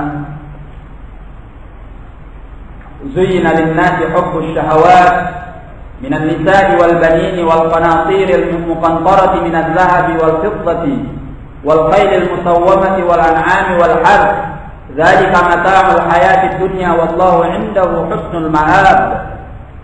Allah menyatakan telah dibuat kecintaan bagi manusia itu, telah dihiasi untuk manusia itu hubbus syahawat, cinta kepada syahwat-syahwat. Apa itu syahwat-syahwat yang dibuat indah bagi manusia? Minan nisa'i wal bani, para wanita dan anak-anak keturunan. Wal qanatiril muqantarah, dan harta benda yang melimpah ruah. Kemudian Allah sebutkan minaz zahabi wal fiddati wal khairil musawwamati wal an'ami wal harth, yang berupa emas, perak, kemudian kuda perang yang bertambat dan sawah ladang. Zalika mata'ul hayatid dunya. Kata Allah, itulah kesenangan kehidupan dunia. Wallahu indahu husnul ma'ab. Tapi Allah ingatkan, tetap yang ada di sisi Allah itu adalah sebaik-baik tempat kembali. Nah, orang-orang yang dicintakan kepadanya syahwat, maka dia akan tenggelam di dalam kemurkaan Allah Tabaraka wa Ta'ala kalau dia tidak bisa mengalihkan syahwat itu kepada apa yang dicintai oleh Allah. Maka hati yang sehat, hati yang selamat, hati yang hidup adalah hati yang jauh daripada syahwat dan hawa nafsu dengan kesabaran. Ingat bahwa yang kita maksud dengan syahwat serta hawa nafsu di sini yaitu syahwat dan hawa nafsu yang dimurka oleh Allah, yang dilarang oleh Allah Tabaraka wa Ta'ala. Ya. Nah, hati yang sehat, hati yang selamat, hati yang hidup, selamat daripada hawa nafsu yang seperti ini. Selamat daripada syahwat yang akan membinasakannya di hadapan Allah Tabaraka wa Ta'ala. Jangan sampai harta benda dan anak-anak keturunan kita melalaikan kita. Jangan sampai istri-istri kita melalaikan kita. Allah menyatakan di dalam Al-Quran, ya ayyuhalladzina amanu la tulhikum amwalukum wala auladukum an dzikrillah wa man yaf'al dzalika fa ulaika humul khasirun. Wahai orang-orang yang beriman, janganlah melalaikan kalian harta-harta kalian dan anak-anak keturunan kalian dari mengingat Allah. Barang siapa yang memperbuat itu, maka mereka adalah orang-orang yang merugi. Nah, maka hati yang sehat, hati yang selamat adalah hati yang berhati-hati daripada harta benda. Hati yang berhati-hati daripada fitnah wanita dan fitnah keturunan, anak keturunan. Ya. Innama amwalukum wa auladukum fitnah, kata Allah. Nah, hanya saja harta dan anak keturunan kalian adalah fitnah. Baik. Maka bagaimana kita berhati-hati daripada fitnah harta, fitnah keturunan dan fitnah para wanita? Yaitu dengan as-sabru, bersabar untuk menahan diri daripada kemaksiatan terhadap Allah Tabaraka wa Ta'ala. Ya, selektif di dalam kita mendapatkan harta. Itu satu, ya, supaya hati kita tetap sehat.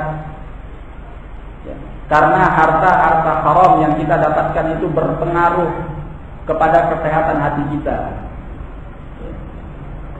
Khawatir ketidakpekaan hati kita kepada kebenaran. Sulitnya hati kita menghafal kebenaran. Sulitnya hati kita memahami kebenaran. Sedikit atau banyak bisa jadi karena penghasilan kita yang masih kurang baik, tidak halal, masih mengandung unsur keharaman walaupun tidak sepenuhnya, sehingga menghalangi hati kita untuk memahami kebenaran. Kok saya sulit sekali ya menghafal Al-Quran, menghafal hadis, memahami kajian-kajian dan sebagainya? Coba periksa ya, bagaimana penghasilanmu? Barangkali itu ada unsur keharamannya yang menjadikan sebab hatimu terhalangi daripada kebenaran, daripada kesehatan dan kehidupannya. Ya. Nah, oleh karena itu ini adalah syahwat, ya, yang bisa merusak hati, yang bisa merusak kesehatannya. Nah, barakallahu fikum.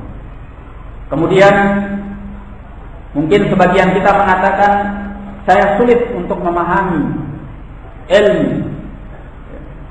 Bisa jadi barangkali sebabnya kita masih suka melirik-melirik, pada apa yang diharamkan oleh Allah kalau di tengah jalan. Melihat perkara-perkara yang haram, wanita-wanita yang membuka auratnya. Walaupun itu sulit sekarang ya. Kalau kita tutup mata bisa nabrak nanti. Tapi bagi orang yang ingin bersungguh-sungguh takwa sama Allah Taala, Allah yang Maha tahu kesungguhan dia bagaimana dia menundukkan pandangan dan tidak mau melihat. Ya. Nah, kalau ada yang mengatakan sulit sekarang, terpaksa kita melihatnya. Baik, maka jawabannya orang-orang yang bersungguh-sungguh akan ditunjukkan oleh Allah jalannya. Yang penting kita sungguh-sungguh dulu. Alladzina jahadu fina lanahdiyannahum subulan. Orang-orang yang bersungguh-sungguh di jalan kami akan tunjukkan kepadanya jalan kami. Kita sungguh-sungguh dulu. Kita sudah pasang niat dalam hati. Sebagai hati yang sehat, kita tidak mau melihat kepada yang haram. Kalau kita sudah punya niat yang seperti itu, tatkala pandangan kita berbenturan dengan sesuatu yang haram tadi, kita akan bersentak dan kita akan segera memalingkan pandangan. Tapi kalau hati kita sudah melempem dalam artian ya sudahlah, tidak ada gerakan dari hati kita untuk bertekad meninggalkan melihat apa yang diharamkan oleh Allah, akhirnya kita tidak tersentak melihat apa yang diharamkan oleh Allah itu. Melihat ya melihat aja. Allahul musta'an. Bisa jadi karena itu kita masih sulit memiliki hati yang memahami benar. Makanya dinyatakan oleh Al-Imam Asy-Syafi'i rahimahullah bahwa ilmu itu tidak bisa dikumpulkan dengan kemaksiatan kepada Allah. Nah, jadi syahwat-syahwat itu berpengaruh kepada kesehatan hawa nafsu kita, kepada kesehatan hati kita. Maka untuk mendapatkan kesehatan hati, seorang harus sabar melawan hawa nafsu. Ya. Sabar ini yang akan membuat kita jauh daripada hawa nafsu. Nah, banyak di antara kita yang tidak sabar dengan rezeki yang diberikan oleh Allah Taala sehingga dia selalu ingin lebih dan lebih. Karena kekurang sabaran kita, akhirnya kita dengan alasan kehidupan kita melanggar sana melanggar sini di dalam kehidupan. Bukan satu dua ikhwah yang bertanya dan menyatakan kesulitannya di dalam menghadapi kehidupan. Ya, dia harus menurutnya melaksanakan apa yang sesungguhnya itu haram, tidak boleh. Kita jelaskan jangan begini ya akhi. Ya, mestinya demikian. Tapi Ustaz saya belum sanggup. Kurangnya kesabaran. Karena kata-kata yang belum sanggup ini pada hakikatnya dia tidak sabar dengan apa yang sudah diberikan oleh Allah. Bukan masalahnya dia dalam keadaan terpaksa dalam makna yang syar'i. Terpaksa dalam makna yang syar'i yaitu bahwa dia telah terancam keselamatan jiwanya. Dia tidak bisa hidup kecuali dengan cara demikian, yang haram. Tapi masalahnya dia tidak bisa hidup sulit. Tidak bisa hidup sulit. Ya, tidak bisa hidup ala kadarnya yang sedikit dengan apa yang diberikan oleh Allah Taala. Kurangnya kesabaran. Nah, oleh karena itu ini menjadi kerusakan bagi hati, penyakit bagi hati. Nah, demikian pula asyubuhat. Syaitan itu tahu kapan dia harus menempatkan asyubuhat kepada orang-orang yang lemah ilmu dan pikirannya. Ya, maka syaitan akan memberikan asyubuhat yang hanya bisa dikalahkan dengan al-yaqin. Al-yaqin yang bisa mengalahkan asyubuhat. Asyubuhat itu datang kepada orang-orang yang mereka tidak memahami ilmu agama ini dengan benar, atau yang tidak punya perhatian kepada ilmu agama ini, sehingga dia terkena oleh pemahaman syirik, pemahaman bid'ah, pemahaman yang rancu yang membawanya kepada kesesatan di dalam memahami Islam. Nah, betapa banyak orang-orang yang mempelajari Islam tetapi dia disesatkan oleh Allah Tabaraka wa Ta'ala. Justru dia sesat karena dia mempelajari Islam. Kenapa? Karena dia tidak diberikan ilmu yang sahih yang menjaganya daripada asyubuhat. Nah, mempelajari Islam ini tidak cukup hanya mengandalkan kecerdasan saja, kepintaran saja. Betapa banyak orang-orang pintar, orang-orang cerdas, tetapi tidak ditunjuki oleh Allah kepada al-ilmu sahih, sehingga dia sesat daripada Alkitab dan Sunnah. Nah, makanya ikhwani fiddin rahimani wa rahimakumullah, untuk selamat daripada asyubuhat dibutuhkan al-yaqin. Artinya kesempurnaan ilmu, dan kesempurnaan ilmu itu terdapat di dalam Al-Quran, As-Sunnah, kemudian fahmu salaf. Ya. Orang-orang yang mereka diberi keunggulan oleh Allah Tabaraka wa Ta'ala untuk memahami Al-Quran dan Sunnah, dari kalangan sahabat yang langsung menerimanya dari Nabi SAW, kemudian diwariskan kepada tabi'in, dan diwariskan juga kepada atba'ut tabi'in yang datang setelah mereka.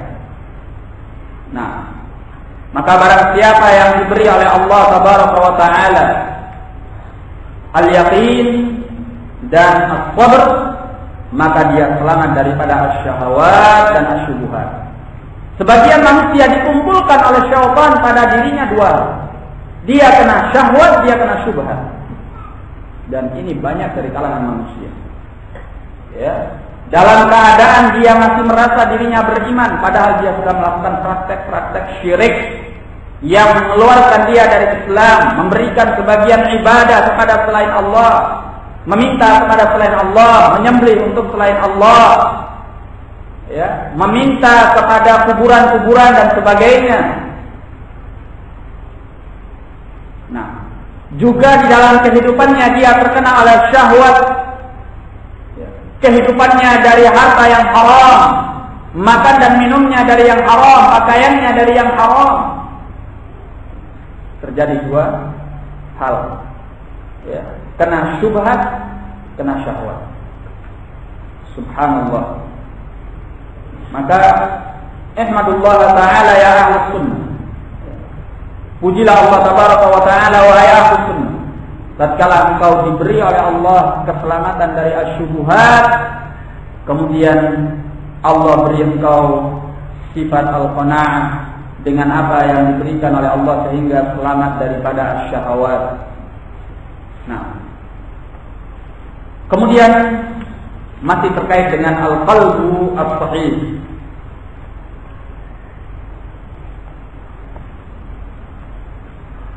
Termasuk daripada al-qalbus sahih yang perlu kita ingat, yaitu bahwa al-qalbus sahih yang membedakannya dari al-qalbul marid dan al-qalbu al-mayyit, seperti apa yang telah disinggung oleh Ibnu Qayyim, apabila dia mencinta karena Allah dan di jalan Allah. Kalau dia membenci karena Allah dan di jalan Allah. Ini perkara yang sangat penting. Mencinta karena Allah artinya bahwa dia mencinta itu tidak ingin yang lain kecuali hanya keridhaan Allah. Ya. Di jalan Allah maksudnya bahwa dia mencintai apa yang dicintai oleh Allah dan Rasulnya. Demikian pula kalau membenci. Kalau dia membenci, ukurannya karena dia niat bencinya itu adalah ibadah kepada Allah. Karena Allah, bukan karena yang lainnya. Demikian pula kalau di jalan Allah, maka dia membenci apa yang dibenci oleh Allah dan Rasulnya sallallahu alaihi wasallam. Ini perkara yang sangat penting. Ya. Betapa banyak kasus di mana seorang mukmin tatkala dia tidak berhati-hati dalam mencinta dan membenci, dia mencinta bukan karena Allah dan bukan di jalan Allah. Akhirnya apa? Dia termakan oleh asyahawat atau oleh asyubuhat. Kembali lagi. Demikian pula ketika dia membenci bukan karena Allah, bukan pula di jalan Allah. Akhirnya dia terkena asyahawat ataupun asyubuhat. Ya. Sehingga kalau kita mencinta sesuatu, ingat bahwa kita mencintai ini karena Allah. Tidaklah kita mencintanya kecuali karena kita mengharapkan pahala dari Allah, diridhai oleh Allah Tabaraka wa Ta'ala.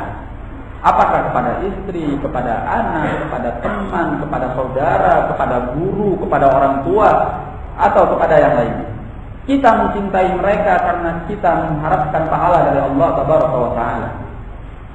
Ya. Ini cinta yang sesungguhnya. Bukan karena semata-mata salah satu kesenangan dunia yang kita harapkan dari mereka. Kalau itu adalah cinta yang fana, cinta yang akan segera sirna dari hadapan kita. Ya. Ketika kita mendapatkan apa yang kita inginkan dari mereka, kita cinta. Kalau tidak, maka hilang rasa cinta itu. Ini fana, semu. Ya.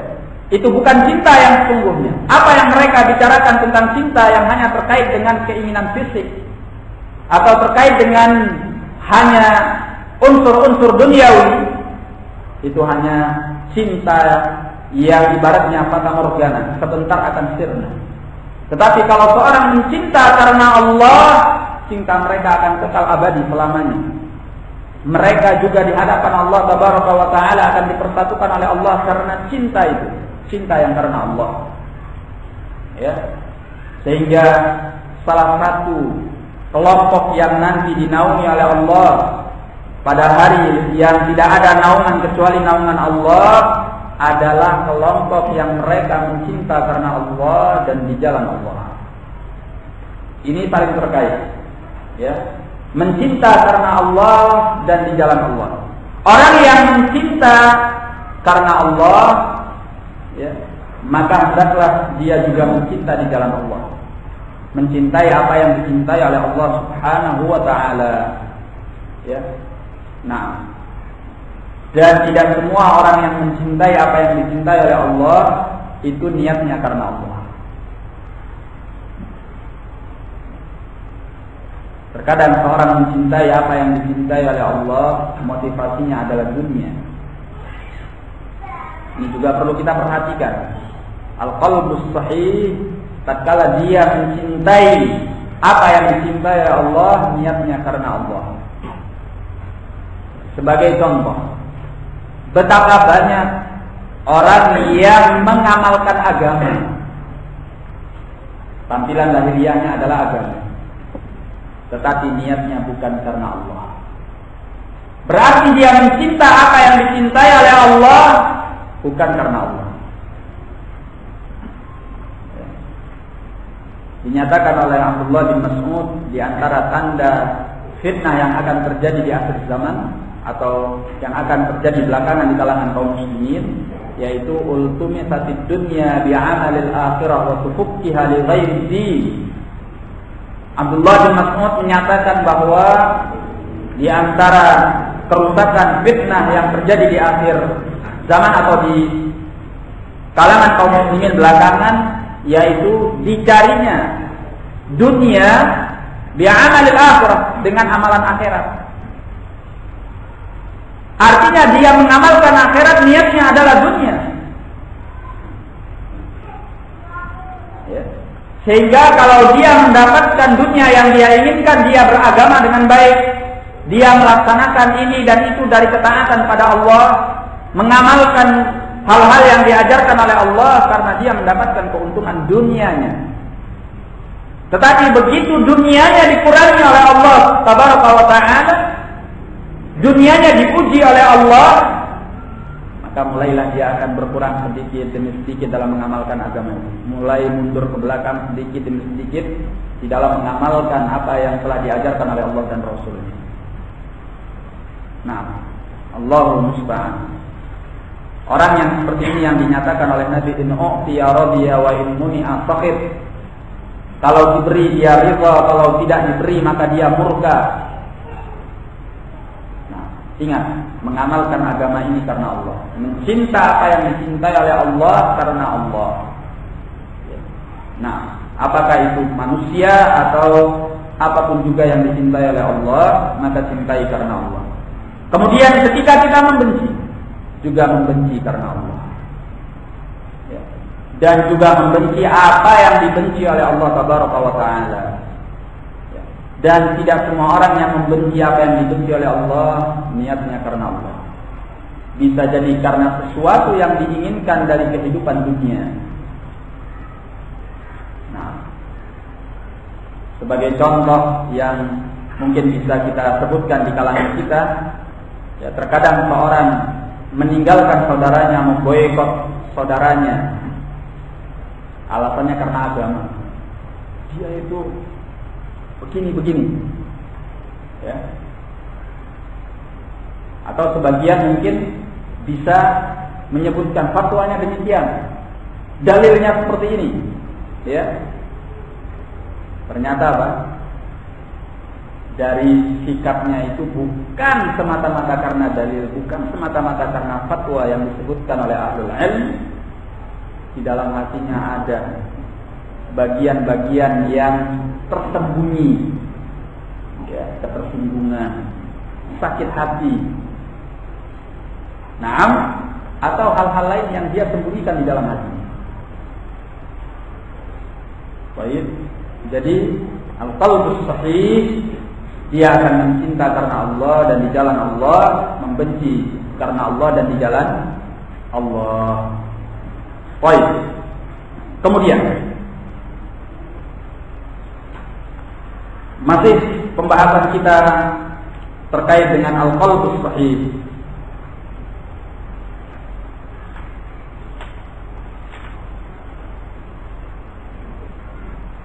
Bahwasanya al-qalbus sahih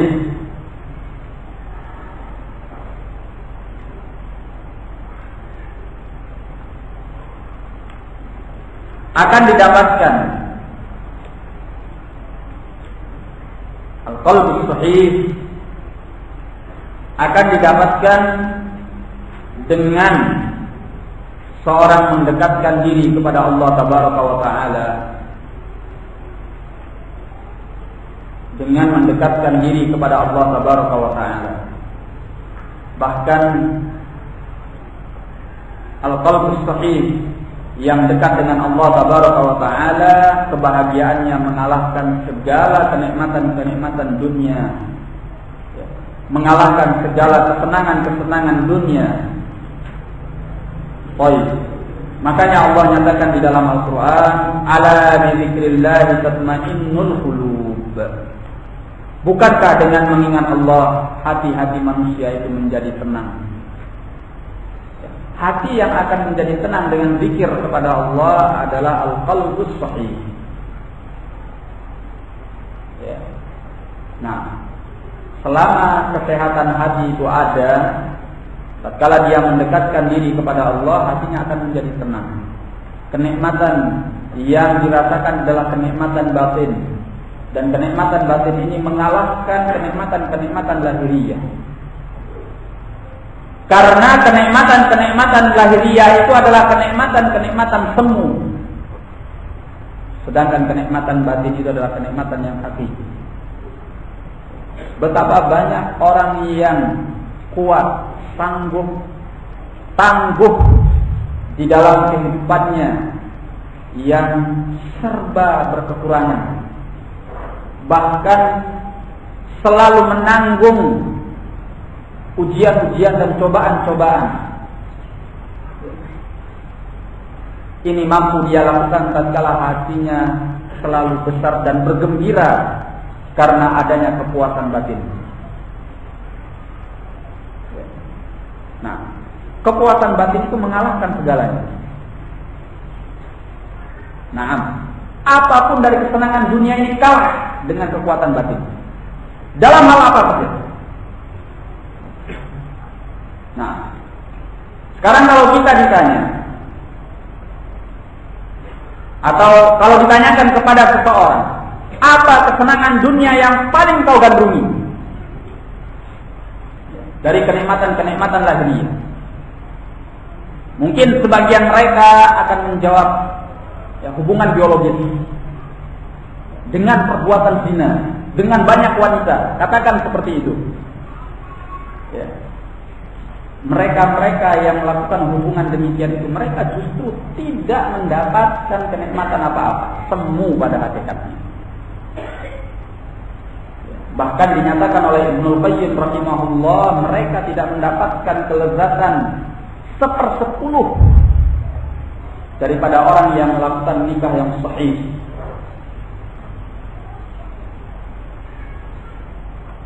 Ya. Kita saja yang dihiasi oleh syaitan seolah-olah melihatnya indah, padahal mereka tidak mendapatkan dan merasakan apa-apa. Pelepasan syahwat selesai. Ya. Tapi orang yang mendapatkan kepuasan batin yang disertai dengan keridhaan Allah Tabaraka wa Ta'ala, mendapatkan kenikmatan yang jauh lebih baik daripadanya. Karena kenikmatan dunia itu kalau diumbar, hawa nafsu itu kalau diumbar tanpa batas, justru kenikmatannya hilang dan mendatangkan madharah. Sekarang contoh ringannya saja. Ya. Seorang makan, seorang minum. Apa makanan yang paling dia nikmati? Katakan dia suka makan daging ayam. Kalau setiap hari dia makan daging ayam, enak nggak? Bosan kan? Itu kenikmatan lahiriah yang ada pada manusia. Senikmat apapun kenikmatan tersebut, kalau dia sering melakukannya tanpa batas, tidak ada lagi kenikmatannya. Ini satu hal. Hal yang kedua, mendatangkan madharah. Coba saja makan melampaui batas, walaupun makanan itu makanan yang paling enak, yang paling kau sukai di muka bumi.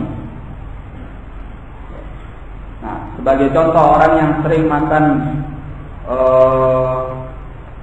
katakan daging-daging, kemudian yang lemak-lemak, yang enak-enak segala macam, datang penyakit kolesterol lah, asam urat lah, inilah, itulah. Ya, mengandung apa? Madharah. Nah, seorang makan lebih daripada kapasitas perutnya, madharah enggak? Madharah, walaupun itu makanan yang paling enak. Ini kenikmatan lahiriah. Tapi kalau kenikmatan batin tanpa batas. Seorang merasakan puasnya itu lebih dari apa yang dia bayangkan. Itu kenikmatan batin. Nah, kenikmatan batin ini yang dituju dari ajaran-ajaran Islam dan sunnah Nabi Sallallahu Alaihi Wasallam. Makanya Nabi Sallallahu Alaihi Wasallam tatkala terkait dengan puasa wisal, beliau melarang sahabatnya untuk puasa terus-menerus yang tanpa buka, tanpa makan dan minum. Tatkala para sahabat menyangkal, "Ya Rasulullah, fa anta tuwasil, engkau juga melakukan puasa wisal yang tidak pernah buka, puasa terus-menerus siang dan malam." Kata Nabi, "Innama yut'imuni Rabbi wa yasqini." Hanya saja Rabbku yang memberi aku makan dan memberi aku minum. Para ulama mengatakan makan dan minum di sini bukan makan dan minum dengan makna yang sesungguhnya. Karena kalau diberi makan dan minum dengan makna yang sesungguhnya, artinya benar-benar makan dan minum yang datang dari makanan dan minuman surga, katakan seperti itu. Kata para ulama, berarti beliau tidak puasa, tidak melakukan wisal. Karena yang namanya puasa itu adalah menahan diri dari makan dan minum serta hubungan biologis. Ya. Oleh karena itu mereka katakan bahwa yang dimaksud Rabbku telah memberi aku makan dan minum di sini adalah beliau punya kekuatan, kenikmatan dekat dengan Allah, ibadah kepada Allah itu menempati kedudukan makan dan minum pada manusia biasanya. Seperti itu kekuatannya. Sehingga dengan beliau selalu berpuasa mendekatkan diri kepada Allah, beliau tidak lagi butuh makan dan minum. Di sana ada kepuasan hati dan kepuasan jiwa yang bahkan bisa lebih hebat daripada makan dan minum. Itu kepuasan batin, kepuasan jiwa. Ya. Maka seorang yang hatinya sudah terisi dengan kedekatan kepada Allah Tabaraka wa Ta'ala, kesenangan-kesenangan dunia yang fana ini tidak akan lagi berpengaruh kepada kebahagiaannya. dia hidup melarat, dia hidup serba berkekurangan, dia hidup tidak berkecukupan, itu tidak lagi akan berpengaruh untuk dia surut di dalam mendekatkan diri kepada Allah Tabaraka wa Ta'ala. Ya.